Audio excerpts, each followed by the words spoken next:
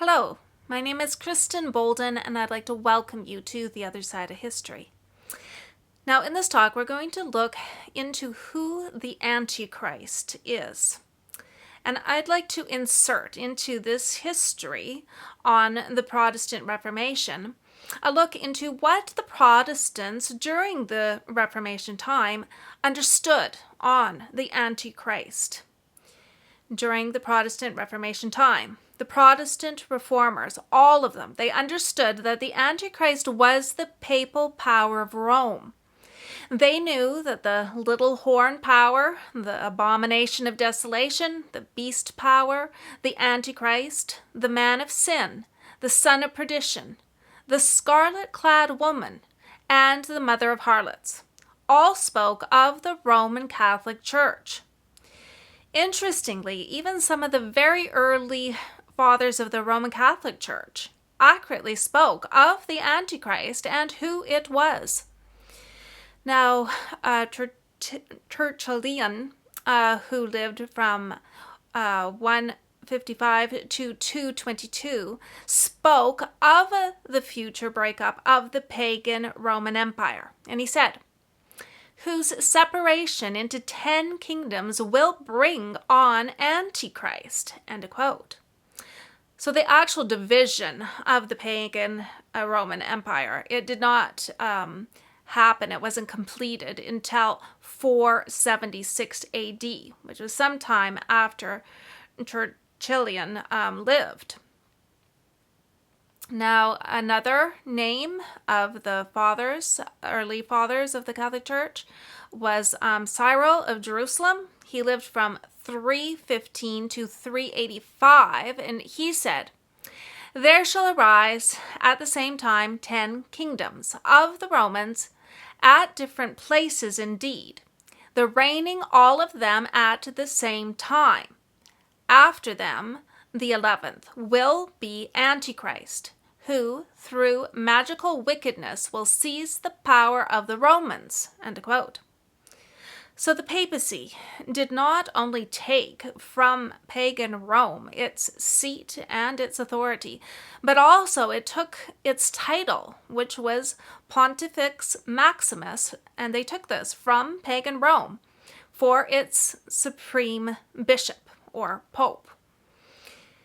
Now, Jerome, he lived from 347 to 420, and he said, "Says the Apostle Paul, unless the Roman Empire shall first be desolated and Antichrist proceed, Christ will not come," end quote.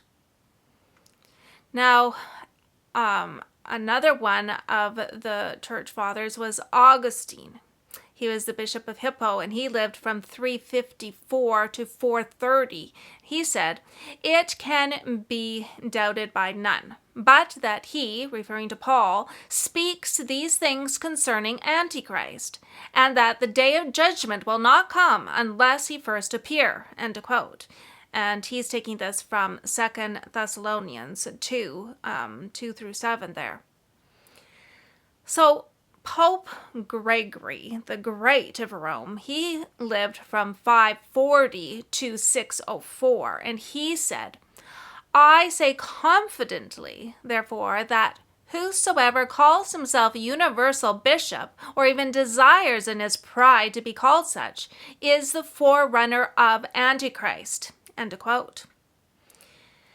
These early leaders of the Catholic Church, they all accurately identified the papacy as the Antichrist.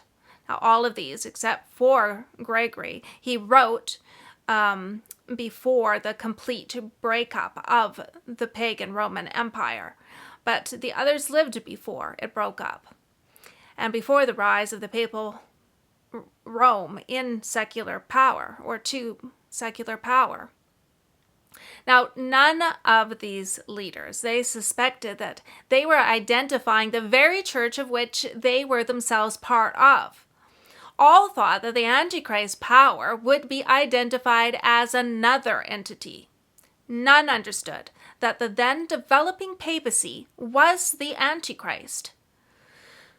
Although the Protestant Reformation seriously weakened the papal authority, today the Pope is regarded as the head of the Christian Church by many non-Christians and even Protestants. Now, way back in 1989, the Anglican prelate Robert Russel, the Archbishop of Canterbury, he made a call on October 2 of 1989, and he said, "For Protestants to accept the Pope as universal leader," end quote. Scripture clearly identifies the Antichrist power as having a worldwide influence. And when we look at the book of Daniel and also Revelation, but in the book of Daniel 7 and 8, we see that the Antichrist power arose out of the pagan Roman Empire. There is only one church leader that can claim this today, and that is the Bishop of Rome. The power of the papacy, it arose out of the ashes of pagan Rome, the pagan Roman Empire. At the time of Gregory the Great of Rome, who lived, remember, from 540 to 604, the Bishop of Rome was not seen as the bishop over the whole Christian church. Now, Gregory's statement, it plainly shows that the primacy of the Bishop of Rome from the time of Peter the Apostle, it was not then claimed. However, in 533, the Emperor Justinian also declared the Bishop of Rome to be above the Bishop of Constantinople. And the Bishop of Rome had already claimed the title Pontifex Maximus, which is a claim to the right of hierarchical control over all of Christendom, if not the entire world. These early Roman church leaders, they understood that the Antichrist power would exert its influence before the return of Christ. They also understood that the pagan Roman Empire would divide, and shortly thereafter would herald in the reign of the Antichrist, an Antichrist power that would seize and assume the power of pagan Rome. The early church leaders, these early church Roman leaders, they wrote such a significant amount of material concerning the Antichrist that by the time the Middle Ages came along, this term, Antichrist, it was frequently used alongside the term anti-pope. Now, debates still rage as to who was the authentic pope and who was the anti-pope. But today, the Roman Catholic Church, they identify 38 anti-popes. When more than one pope claimed the papal throne, it was common for each to call the other the anti-pope or antichrist. Daniel 7:25 talks about this apostate little horn power, speaking great words against the Most High, and wearing out the saints of the Most High, and also thinking to change times and laws. Now, only the Roman Catholic Church fulfills this prophecy. It boastfully claims to have changed the seventh-day Sabbath to Sunday. In plain talk about the Protestantism of today, and this was from 1868. It says, "It was the Catholic Church which, by the authority of Jesus Christ, has transferred this rest to the Sunday in remembrance of the resurrection of our Lord. Thus the observance of Sunday by the Protestants is an homage they pay, in spite of themselves, to the authority of the Catholic Church," end quote. Also, the Catholic Mirror, and this was from 1893, says, "The Catholic Church for over 1,000 years before the existence of a Protestant, by virtue of her divine mission, changed the day from Saturday to Sunday," end quote. Taking the name Pontifex Maximus is not the only thing that the Church of Rome took from paganism. Alexander Hislop, in his book, The Two Babylons, he shows how image worship, the Madonna and Child, Christmas, Easter, Mass, extreme unction, purgatory, prayer for the dead, relic worship, confession to priests, prayers to saints, christening, the rosary, candles and worship, and the sign of the cross, they were all taken from pagan rites and worship. There is a time prophecy, and this time prophecy is 1260 years. That is found in both of the books of Daniel and Revelation. Now, there are different words and phrases that are used for this time period. Now, in the book of Revelation, chapter 11, verse 3, it says, "And I will give power unto my 2 witnesses, and they shall prophesy 1,260 days, clothed in sackcloth." End of quote. And then Revelation 3:5 says, "And there was given unto him a mouth, speaking great things and blasphemies, and power was given unto him to continue 42 months." End of quote. So this 1260-day prophecy, it must be understood that the Jewish calendar had 30 days in each month and 260 days to the year. Each expression used, such as 3½ years or 42 months, or 1,260 days, they all speak of the same time period. In prophecy, a day is symbolic of a year. The 1260 days are 1260 years, and they represent the domination of the European world by the papacy from 538 until the Pope was taken captive and prisoner by Napoleon's army, and that took place in 1798. For 1260 years, the Roman Catholic Church, they persecuted those who would not obey them.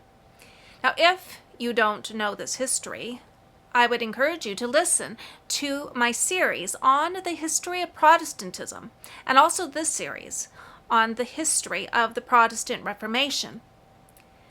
Now, when the Papal Inquisition was instituted, the choice was to accept Catholicism or die. Now, in the book of Revelation, and this is chapter 17, verses 4 through 6, it says, "And the woman was arrayed in purple and scarlet color, and decked with gold and precious stones and pearls, having a golden cup in her hand, full of abominations and filthiness of her fornication.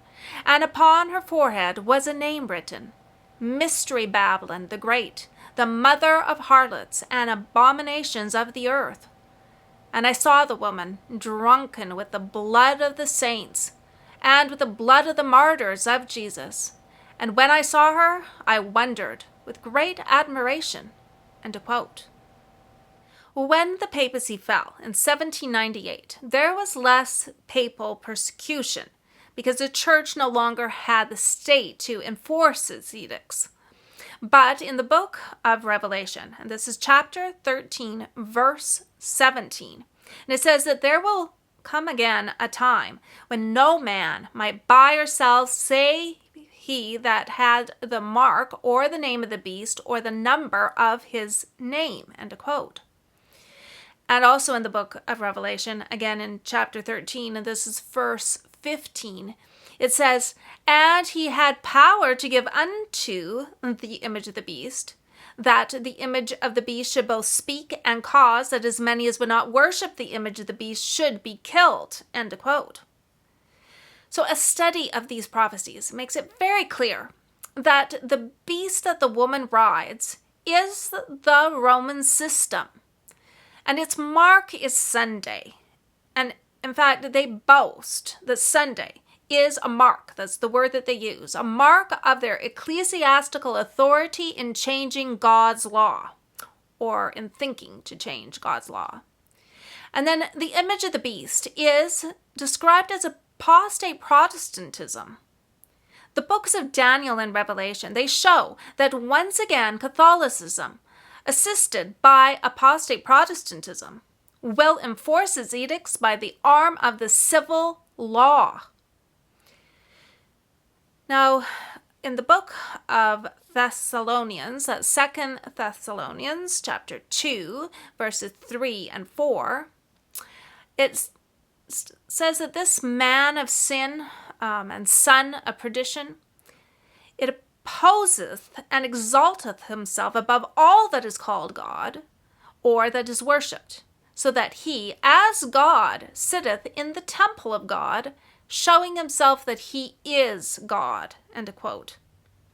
Now, Revelation 13:8, it says, "And all that dwell upon the earth shall worship him, whose names are not written in the book of life of the Lamb slain from the foundation of the world." End of quote.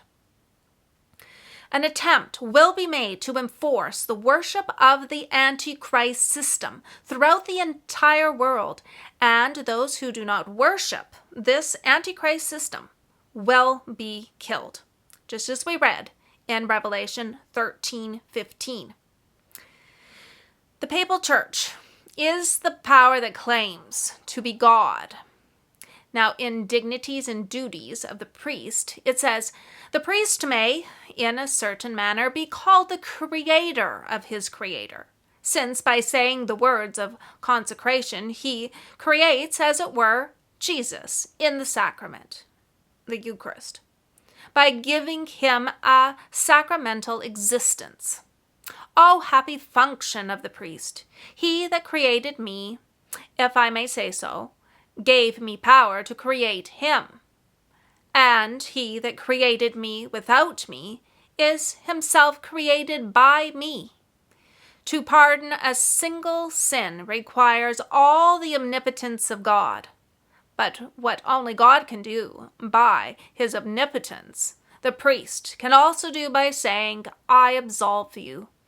Indeed, it is not too much to say that, in view of the solemnity of their offices, the priests are so many gods. End of quote. Now again, in 2 Thessalonians chapter 2, verse 4, it speaks of this system as one who opposeth and exalteth himself above all that is called God or that is worshipped, so that he, as God, sitteth in the temple of God, showing himself that he is God. End of quote. And Revelation 13:5 says, And there was given unto him a mouth, speaking great things and blasphemies. End of quote. And that is the definition of blasphemy, claiming to be God. Now, during the time of the Protestant Reformation, the subject concerning the Antichrist, and this woman riding the beast, also the little horn power, and all of the other symbols that represent this papal power, it was a real challenge to the papacy. Now, the arguments that the Protestant Reformers gave from Scripture, they were so persuasive that even some of the loyal Roman Catholics were uneasy about all of this. It was also so supported by the Holy Scriptures that debate and dialogue was not able to settle the issue. Rome knew that they needed to introduce a different interpretation of the scriptural prophecy, which pinpointed and identified the Antichrist with the papacy. The whole purpose and reason for the Jesuit order was to derail the Protestant Reformation. And so they were called upon to work on the task of turning Protestant scholars away from their identification of the papacy as the Antichrist. There were two Jesuits that came up with an alternative interpretation of the Bible prophecy. One was Louis de Alcazar, who followed some of the ancient Maccabee traditions, and said that it was the obscure Seleucid king, this Antiochus IV, who had desecrated the sanctuary in Jerusalem during the 2nd century BC. That was the little horn of Daniel 7 and 8. However, Christ said to his disciples in the book of Matthew, chapter 24, 15 and 16, "When ye therefore shall see the abomination of desolation, spoken of by Daniel the prophet, stand in the holy place, then let them which be in Judea flee into the mountains." End of quote. So Christ here was speaking of the abomination of desolation, which is associated with the little horn, and he's putting it in the future. The other Jesuit scholar was actually the first to come up with an alternative interpretation. He was a Spanish Jesuit named Francisco Ribera, and he applied the prophecies of Revelation, with the exception of the first 3 chapters, all to the future. Now, Ribera's commentary, it was finished in 1585, and it was published in 1590. He said that the Antichrist would be a diabolical individual who would arise at the end of the world, at the end of time. He would be received by the Jews and would reestablish Jerusalem and the temple. He would get rid of Christianity, pour contempt on Christ, and he would give persecution to Christians during his 3.5-year reign. Now today, this Jesuit thesis is practically and basically the modern futurist view that is held by most evangelical Protestants. Of course, this work of Ribera's, it took many years to become accepted in the Protestant community. 200 years after the theses had been sent to the universities, there was a suggestion that the English church should reunite with the Church of Rome. Now, there was an immediate outcry from Protestant-believing Anglicans. They pointed to the Roman Catholic Church as the historic Antichrist of prophecy. The Oxford scholars, they dusted off this futurist concept to prove that the Roman Catholic Church is not identified with Antichrist and that it was safe to unite with. So progress began to be made in England with this futurist view. However, even as late as the end of the 19th century, most Protestant authors in the United States, they continued to identify the papacy as the Antichrist. It took 100 years more for the Jesuit interpretation to become almost universal now in the United States. Then most authors, without any knowledge of the past history of prophetic interpretation, accepted this futurist concept. One of the Oxford students was John Darby, and he introduced the futurist theory along with the secret rapture theory, which is also another Jesuit concept. Then the Bible was redone. Modern Bible versions came out, and they tried to remove also who the Antichrist system is. And I believe strongly when studying doctrine, we should be using the King James Version Bible.